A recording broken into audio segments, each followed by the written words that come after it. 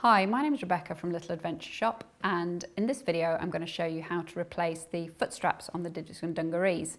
So we've got a pair of dungarees here that are well worn, as you can see, all good and muddy, and one of the foot straps has worn out.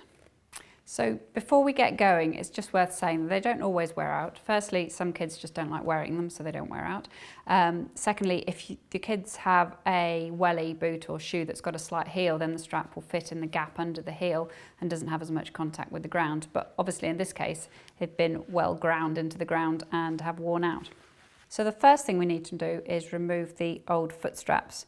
Now the foot straps are both buttoned and sewed in, so if you just undo the buttons first, easier said than done, there we go, and then we're just going to snip out the old foot straps as close to the edge as possible, making sure we don't snip the ankle elastic by mistake.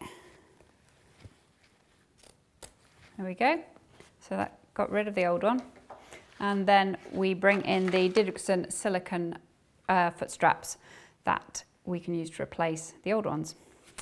So in the pack you get 2 foot straps and 4 buttons. Now typically it's the foot strap that wears out and the buttons are usually fine and intact on the inside there, but if you've lost a button you can just get a needle and thread and sew another one on. So the new foot straps are a bit tougher than the ones we removed, got a bit of stretch in them as you can see, and they've got 2 buttonholes on either side, so depending on how big your child's foot is you can either attach from the first or the second buttonhole. So then all you simply do is pull it over that buttonhole there and pull it round and onto the other button like so, and there you go, new foot strap fully attached. So the dungarees are now fully repaired and good to go again. If you do want to get hold of silicone foot straps, we sell them at Little Adventure Shop.